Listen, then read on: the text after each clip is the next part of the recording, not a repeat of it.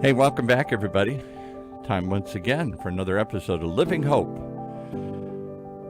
The show all about journeys with pancreatic cancer, sharing the real life stories of those really affected by this deadly disease and how they deal with it on a daily basis. With a woman, well, she's been doing it for a little while here. How many years are we counting here? 22. 22 years. Welcome There you our go. host, Roberta Luna, and her guest today here. Thank you, Paul. We're happy to be actually live in the studio today. Usually Yeah. we've been doing a lot of Zoom, so it's nice to have our guest in. And today I do want to welcome Gary Fong. He is a retired automobile executive, passionate advocate, and dedicated fundraiser for pancreatic cancer research. And his journey has inspired many, and he's going to share that with us today. Thank you, Uh, Gary, for joining us. We appreciate it. Thanks for inviting me. And I got to ask him because I grew up in an automotive family. My father was an executive for Chrysler Company back in Detroit. Everybody's friend was somebody. What company did you work for? I started with Ford Motor Company. Ah, okay. Out here or back in Dearborn? Actually, it was in Davenport, Iowa. Damn, I don't remember Ford being in Davenport, Iowa. They had a district office out there. Ah, okay. Let's get you to lean in a little bit more, get a little closer to the mic there. Okay. All right. Sorry, I just had to cut in. Anytime I hear auto executive, I have to intervene and ask. That's okay. We welcome your cut-ins, Paul. Can you tell us a little bit, Gary, what was life like before your diagnosis? It was great. I had just retired in 2014. And, my wife and I were living the life, traveling. And, I was doing a little bit of consulting work to kind of ease out of what I was doing. And we were just enjoying life, seeing friends, and doing a lot of stuff that we'd never been able to do together. Because of work, it kept you from these Yeah, things? we Or? both worked very, very hard, and it was not a 40-hour work week. So when you retired, you were looking forward to spending more time together, obviously, and doing the things you hadn't been able to do. And then wham bam, what happened in 2016? Well, it was really interesting.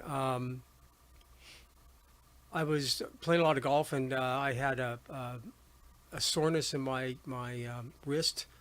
So I went to see a doctor about it, and he looked at me and he goes, "Hey, you're just getting old, so don't worry about it. But I'll do some blood tests." And he called me back and said, "Hey, these numbers are nuts. You got to come back and do them again." So I did, and a couple days later, he calls me again. I'm out playing golf, and he goes, "What are you doing?" I said, "I'm playing golf." He goes, "I'm surprised you're standing." And I said, "Why?" He says, "Well, your bilirubin numbers are just like 15 times what they should be.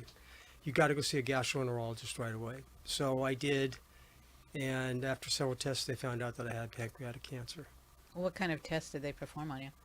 Several different scans, and the final one showed that I had pancreatic cancer. And was that done through a biopsy or?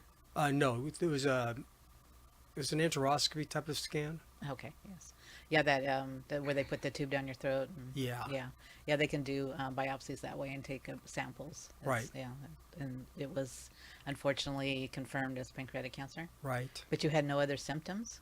Yeah, I did. I had some jaundice, and I was losing weight. And I thought it was because I was on a diet, because at the time I was very heavy. Yeah, it's not a good way to lose weight, unfortunately, but it's one of the first signs, though you said you were trying to lose weight, so it probably might have hampered things a little bit. But you said you had turned jaundice, but were you having any stomach issues or anything like that? No, just a little jaundice. I had rashes on my back, which is also a symptom, but nothing that would lead me to believe I had pancreatic cancer. And then what kind of treatment did they set up for you? Well, they thought that the tumor was in the head, which is good. So I thought, well, we'll just go in and we'll cut it out, and with sufficient margins, you'll be cured. So like a month after being diagnosed, I did the surgery, which is called a Whipple, and unfortunately, about a week after they had completed it, they gave me the bad news that the cancer had traveled to my lymph nodes, and told me I had to go see an oncologist. Yeah, which I did, thanks to the help of PanCam. They helped me with how I should search, and I started chemotherapy.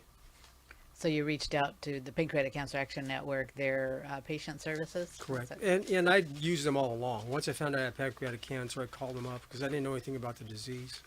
How did you find them? Because I know a lot of times doctors don't recommend them or refer them. How did you come across? Do you remember? Yeah, I had a friend recommend me to another friend that had pancreatic cancer, and we talked about it, and he told me a little bit about the disease, and then he told me about PanCam. So you've undergone the surgery, and then did you do chemotherapy after that? Yeah, I did 6 months of chemotherapy, and I guess 8 treatments of radiation after that. And what was that like? What was your treatment like, and any symptom or any side effects from that? Just the normal side effects, which aren't very good. You have nausea, you got a lot of fatigue, you're vomiting and diarrhea, and it lasts. The treatments are every 2 weeks, and it lasts for about 4 or 5 days, and then you feel a little bit better. Yeah, you start to feel better, and then it's time to start all over again, right? Right. What kind of challenges were going on with you during your treatment time? Well, it was just basically, facing up to the fact that at the time there was an 8% survival rate of pancreatic cancer, 5-year survival rate. So, you had to focus on the 8%, not the 92% that don't survive. And how did you do that? It was all due to my friends, family, my community. They never talked about anything other than hope. And I never allowed myself to think of being part of that 92% because I was being supported so strongly by my community. And and of course my wife's a huge part of that. And we just never thought about that survival rate. So it just never, occurred to me in my life that I was going to, pass after 5 years. You weren't going to be in the high number that didn't survive. You were going to be in the survival. I was going to be in that 8%. And you've done it for how long now? Going on 8.5 years. Wow, that's amazing. Yeah. Congratulations. That's Thank you. awesome. But you did have a reoccurrence recently, yes? Yeah, unfortunately in December 2021, I started losing weight again, and they did a biopsy. We've been watching some nodules in my lungs, and they came back and said, yeah, the cancer's there in your lungs. You're stage 4 now. And did you keep the same attitude you'd had all along? Well, they at stage 4, they're saying, you just got 6 to 8 months to live. And initially, I believed that. And I decided, what the hell, I'm going to, celebrate this. And I'm going to build a team for Purple Stride that in 2022. Yes, and you were the guest speaker. I believe it was that year. Yeah. And it was very inspirational. In fact, I listened to it again a couple of days ago. And actually, I watched the video. A friend, I guess, took a video, and you were kind enough to forward that to me many years ago or some time ago. And I was able to rewatch that and just get the feeling again of what I'm sure everybody in the audience must have been feeling. The inspiration and the hope that you provide is awesome. Where does it come from, and how do you keep doing it after all this time? Well, the inspiration came from this. So I said, build a team for Purple Stride. I think I said this in my little speech, and that was I sent a note out to like 54 friends and family, and I wanted to raise $5,000, $1,000 for every year that I had lived, and I figured if I could raise $2,500, I could put in the other $2,500. That was my thought. Well, I'm sitting there and I'm doing chemotherapy and not feeling very good. I'm feeling bad. And every time somebody donated, you get a little ding. And I remember laying there in bed and my phone would be dinging. And after about 4 weeks, and we had raised an unbelievable amount, over $20,000 from over 140 people. And every time The structured motorized pergola Oh, system is sorry, looks like we're- reinventing the way homeowners experience the Sorry, had a little confusion there, a little interruption.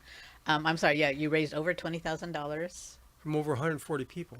You know that many people? That's awesome. I don't. You don't. No. What happened? It's like tell a friend type of Friends thing? told friends. I had a friend that I hadn't seen since I was 4 years old donate, $500. And you ask me what inspires me. That's what inspires me. It's people want you to survive. People love you. Strangers love you. And I mean, that's what inspires me. Yeah, it's amazing because I know for a while it was always kind of hard for me to tell people I was a survivor, especially when they'd lost somebody, because I was feeling like, oh my, guilty for one, because I was here and their loved one wasn't. But then the reaction I always got from them just was totally amazing. I mean, they'd hug me and cry and say, I'm so happy you're surviving, and just not what I expected. So it really helps you and motivates you to do more and to do the best that you can. Right, and I've really totally embraced that. I really have. And that's what keeps me alive, in my opinion. Yeah, I think community support, family support is very important. It's important for our mental lookout as well. And if everybody's behind you and they're all saying you're going to survive this and nobody's throwing in, but the worst thing you want to hear is, but oh yeah, I knew somebody, but that's the worst thing you can ever say to somebody who's just been diagnosed with pancreatic cancer. I'm sure with any kind of cancer. So how did your friends? How did they keep? Do you know how did they keep so motivated and positive thinking? I couldn't tell you, but I just believe that because we are such good friends and they love me so much, they just don't want to think of that. And, they just want to see me alive, Yeah, it's a better world with Gary in it. I guess. I would say from the reaction you got, like I said, at Purple Stride, you could almost hear a pin drop from, a few children in there, of course, because they never know, what we're doing and whatnot. So, but to have the crowd just suddenly be quiet and listen, it was just really amazing. And I really appreciate that you were able to come up and share your journey, because it's not always easy. No, and frankly, I didn't think I'd be there next year. I remember you saying that, and I'm glad you were wrong, and I was really happy to get an email from you saying that you were thriving. So, what are you doing to thrive? I mean, are you still golfing, or is there anything that you're doing? Yeah, I'm living as active a life as I can. I'm traveling again with my wife and, seeing friends, seeing family, playing golf. I walk as much as I can. We took up bridge as a hobby, and it's a competitive bridge, and so we're doing that. And there's a club that we belong to, like 100 people, and everybody there, even though I don't know everybody, is very supportive of me too. So it's been a really, really, really great life. And I've also tried to reach out as much as I can to any other pancreatic patients. People call me and say, hey, I've got a friend. And so I always call them and talk to them and tell them my story that hey, you can be part of that 8%. It's 13% now, I believe. Yeah, so we're up to 13. Unfortunately, we didn't move up this year, but Yeah. hopefully we'll maybe double it next year and see what happens. But yeah, it's been a long way. I know when I was diagnosed, it was 4%. So Yeah. my dad was 4% as well. So we've come a long way, though not enough. We need to push harder. And so what would you say to somebody I know you're a big advocate. What are some ways that they can help and get us the funding that we need as well for more survivors? Well, we have to, petition Congress. I'm really, really, really upset with the cuts they've made on the NIH budget right now. So all we can do is, like I've contacted, my representative and written notes. PanCam's, made it really easy to send notes to your representatives. So, we're doing that. And tell the friends and family, to do the same. What as far as do you feel like donations help as far as research? I mean, like you said, we get the majority of that from the government, but also from private, private companies and from people. I think it's really, really important. And one of the things that I was unaware of was that some companies that if you donate to Purple Stride, they'll match it. And we did. I had a cousin that works at Boeing, and they contributed. They matched her contribution, which was quite large. Yeah, that's amazing. And when you do sign up for Purple Stride, it does ask you if you want them to check to see if your company has a matching benefit. So that's an awesome way to get out there and get the word out as well. Yeah. As far as the importance of organizations, supporting organizations like PanCan, and we have like Let's Win and Hirschberg, can you give people like a little sample or what you feel is important in helping to support some of these nonprofits that we have for pancreatic cancer research? I think that there's so much that goes into the journey. I mean, I think these groups, they help caregivers, which is awesome. These groups have support groups that you can join and talk about your situation. And the groups do a lot of fundraising for cancer research, pancreatic cancer research. And those things are all really, really, really important. You brought up the support group, and I know you said that you've been on a few, and we've talked. I know it's really difficult because we want to be there and support everybody, but it's really hard because we also are on that support group, and you learn of people that were not able to survive any longer, and it can be very difficult. How do you handle that when you hear that? It was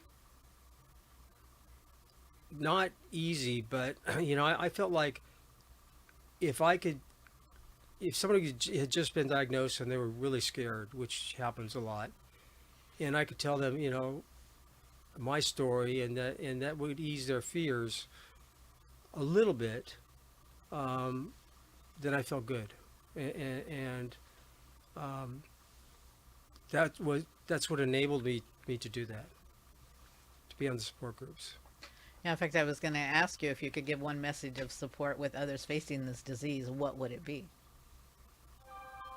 It's that, hey, I mean, you could be a glass half empty or glass half full, which is kind of stupid, but you really have to be optimistic. You have to have optimism. You have to have hope. You have to, enjoy every day that you wake up, and there's three things that really go into. One is, of course, the science, following what the doctors are asking you to do, the chemo, the radiation, surgeries, all of that. Second thing is, your spiritualism, your beliefs. And the third thing, of course, is your community. So there's three things that really go into, being able to face this and to survive. And if you've got those three things, you'll last a lot longer and live a lot happier as life goes on. Yeah, I have to agree with you. I think a lot of it has to do with our mental attitude and how we feel. And I think Paul's going to ask you a question. I got to pick up on that because that's been a common theme here. Everybody wants to think if I'm just positive, I'll beat this thing. And yet there are many people that don't beat it, no matter how positive they are. And yet on the flip side, we had somebody from, I forgot the researcher from North Carolina, some big hospital. Mm-hmm. He said he does clinical trials and work with people who have pancreatic cancer. I think isn't it the high risk center or something, the piece with the highest risk? He said, I won't even touch somebody. I won't work with them unless, one, they have a positive attitude, and two, they have some sort of spiritual belief. Is that a critical component? You both believe that. Yeah, absolutely. Yeah, I do as well. Like I said, I mean, yes, all of us want to live, but I think when you see somebody just really puts their whole life and effort into it, they have a much longer survival rate than those that just kind of pass it off and just go with it. Right. That's my doctor said I only have 3 to 6 months, so I only have that. And I think maybe doctors need to change how they're telling us a survival rate could be. I've had my doctor now tell me, like ones I'm using, there is, we don't know. There's no, we don't have a tag on you right now. We don't know what it is. I don't have a crystal ball that can tell me when you're going to live. You're the one fighting it, and you're going to do it as long as you can. And I think they need to change their way too of dealing with pancreatic cancer as well. In fact, I was going to ask you with, do you think if you could advocate for one major change in pancreatic cancer research or patient care, what would it be?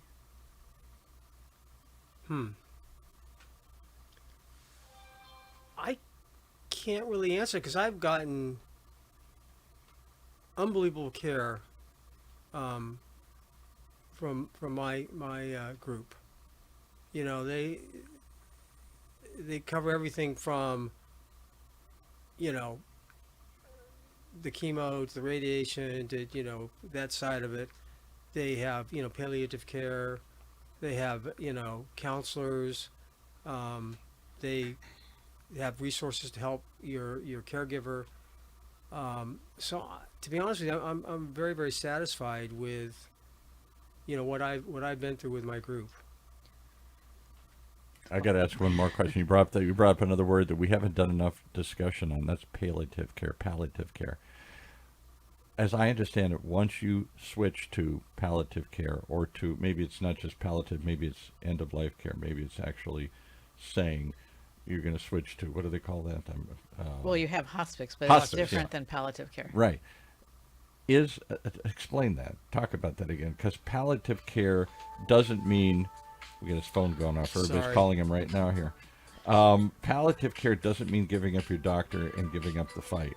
Whereas Hospice. Is hospice, different. once you do that, you can't see your doctor anymore, right? You're sort of accepting that we're going to make the best of what time is left. Correct. So is there a hesitancy for people to seek palliative care, thinking that it's going to somehow limit their ability to still fight this? I don't know if people know enough about I'm sure I know enough about the first stage palliative care and what that entails and how you apply for it. And have you applied for it? Have you sought that? Yeah, I when they diagnosed me with stage 4 in 2021, they said, you know, I could talk to somebody in palliative care, and so I did, and I've been seeing a doctor now for over 2 years, you know, and she's really happy to see me because normally she doesn't see anybody for 2 years, Right. you know, but it's been really, really helpful because she's able to kind of talk to me about, you know, end of life issues and what that entails, and you know, and she's really, really good at pulling things out of me about, you know, what I fear, what I don't fear, you know, how I'm doing, and so yeah, I really recommend people, you know, take advantage of palliative care if it's available to them. I know when I was first diagnosed, it wasn't, but there was a lot of things that weren't available that I'm really happy to see now that are there. But now a lot of doctors now, when you first get that diagnosis, will talk to you about palliative care because that should be with you through the whole journey. It is different than hospice. Hospice, like you said, is at the end when you've decided you're done with the treatment and you just want to continue on with no further medical, pain medicine, or no, I'm sorry, not pain medicine, but chemotherapy or anything like that. So they are very different. We will be doing some shows on that as well, just to explain the difference, because it is very confusing. I know when a lot of patients, when they hear palliative care, they associate it with hospice, Right. and it is totally, totally different. So you would recommend anybody seeking palliative care during their treatment? Oh, absolutely. You know, and prior to going to this doctor, there were counselors that I could talk to as I was going through chemotherapy and you know, through the whole process, which I took advantage of too. Yeah. Did you have another question, Paul? No, I just, as always, as we're running out of time, I have so many thoughts. And what do you tell people about this journey? You've survived longer than most have. What do you tell people? Is there always hope, or do you have to deal with harsh realities, or both? What I've done is, you know, built a wall between me and negative thoughts.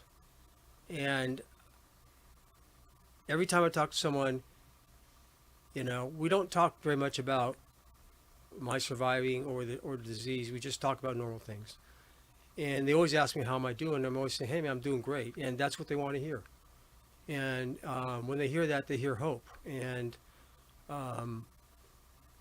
I think that's really what it's all about, is to move forward in life with hope and optimism. And if you can do that, then you can avoid, going to the dark side. I don't know if that makes sense, but No, it does perfect sense. And as I said, a lot of time it's our outcome. It's the way we think about things that really, I think, push us over and help us. Because I'm sure there's times, I know for me, there were times that I thought, why am I doing this? But, you find that hope and that inspiration, and you move on and you continue and you do the best you can with it. So what are your hopes and goals moving forward, both personally and for advocacy? For advocacy, sorry. I just want to keep doing what I'm doing. Just everybody tells me, hey, gosh, man, you're an inspiration. And if I am, that's great. And I don't feel that way, but, if I can continue to do whatever I'm doing to be that kind of an inspiration to people, then that's what I want to keep doing. And, again, if there's people that are just diagnosed and want to talk to somebody, I want to talk to them. And I frankly just want to enjoy my life and being able, and I feel I've been able to do this, put my community into a situation where, if I do pass, then they're going to miss me, but it's not going to be a period of mourning. They're not going to mourn me. They're just going to miss me. And that's kind of a goal too. I don't know if that makes sense either, but that's kind of my goal. Yeah, it makes perfect sense. I've already planned how, when it's my time, what I want to be done, and it's not, like you say, tears and mourning. It's a celebration. Roberta shocked us all when she did an episode called "Let's Put the Fun in Funeral." Okay, let's make this the best we can, and let's have fun with it here. I think that's the most powerful statement I've heard in a long time on this show or any other. Say it again. They're going to miss me, but they're not going to mourn me. That's a difference. Yeah, exactly. You can't avoid the missing, but it doesn't have to be mournful and sad. No, completely. you want people, I hope, to remember you, the good times, the things that, you celebrate the things. Like I said, yes, you'll be missed, but remember the good times that we had. It's like somebody said, and I forget who, don't cry because it's over, smile because it happened, right? Exactly. So how can listeners best support pancreatic cancer patients and research efforts? Donate. Of course. And the second, people, when they find out you've got pancreatic cancer, or you're really, really sick, or you're going to die, man, they don't want to talk to you. So I would urge everybody to get over that, man. You need to talk to somebody that is sick. You need to support them. You need to be there for them. You need to give them hope. You need to give them optimism. Don't be afraid. And is the flip side true? If you're got a deadly disease, is there a reluctance to burden anybody, to talk about it, I don't want to discuss it with anybody? Roberta said, I was shocked a couple years into this, she said, I'm out advocating, talking about pancreatic cancer because of my mom and my dad. And then she never really admitted or even discussed that she had it. No, but it was because, like I said, when I went to a support group, the support I got from them wasn't the best support. I have a very vivid imagination, and I could imagine that they were saying, well, we won't see her next week, next month, whatever, and even envisioned them digging my grave, putting me in and filling me up. So it was very difficult after that because, like I said, you get so much negativity when you tell somebody you have pancreatic cancer. You see it in their face as soon as you get the words out. They're like already thinking, well, how long am I going to have with them? How long, when am I going to see them again? And I did actually have people that started distancing themselves because they knew or thought I was going to die, and they wanted to start doing it now instead of when it happened and getting through it. Luckily, we've come full round since then, but that was something, and I had to give them their time and understand what they were going through and allow them that time, though it kind of hurt in a way. But I had to give them that time to, do what they needed to do so that when they did come back, and I knew they would come back, that they were okay. I didn't give anybody any time. Good. I'm glad you didn't. Deal with it. Here's what it is. Yeah, so is it just about what we do on the show? Honest conversations. let's deal with where we're really at, what's really going on. Let's not avoid it. Let's not bury it. Let's not avoid the conversation. Yeah, you have to have that conversation, but it has to be an optimistic, hopeful conversation. Otherwise, you're not helping. Yeah, right. So yes, but I mean, I've kind of always been that my whole life, and people kind of expect that. So It wasn't a shock when you were blunt about things, huh? no, and it wasn't a shock when I said I was going to be part of that 8%. Well, we're glad you are. Yeah, we definitely are. And I don't know, do we have more time? Or I think we're out. Okay, well then, real quickly, any advice you can give to anybody just newly diagnosed? Find a great oncologist that is familiar with the disease and treating it. B, follow his instructions. The next thing, of course, is, man, embrace the disease, embrace, the fact that, you're getting treatment, and embrace your family and friends. Very good advice, and something that I've always said and people don't always understand is pancreatic cancer wasn't the worst thing that happened to me. I've gotten a lot of good from it as well. Met wonderful people like yourself and others, and just been part of something that never would have happened had I not gotten this diagnosis. So I appreciate you coming today and sharing your journey, and I really do want to have you come back, because I'd really love to talk to you more. But as we leave today, as long as you speak my name, I shall live forever is dedicated to Lynette Hanna. Thank you.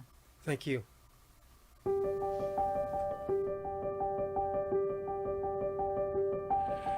Well, there you have it. Some real conversations from real people who are really dealing with this deadly disease and how they deal with it on a daily basis. If you know somebody that fits that category and needs some help, lots of places to go. We'll start with PanCAN, the Pancreatic Cancer Action Network. You can certainly call them at 877, the number 2, PANCAN, or lots of other places we mentioned here too. Lots of organizations in your town or your community. There are resources and people willing to listen and share their stories and talk openly about what they're going through. That's what we try and do each and every week here, so we ask you to join us and share this with somebody else, bringing us all into this journey we call Living Hope. Streaming live from our studios here at the University of California, Irvine's Beale Applied Innovation Center.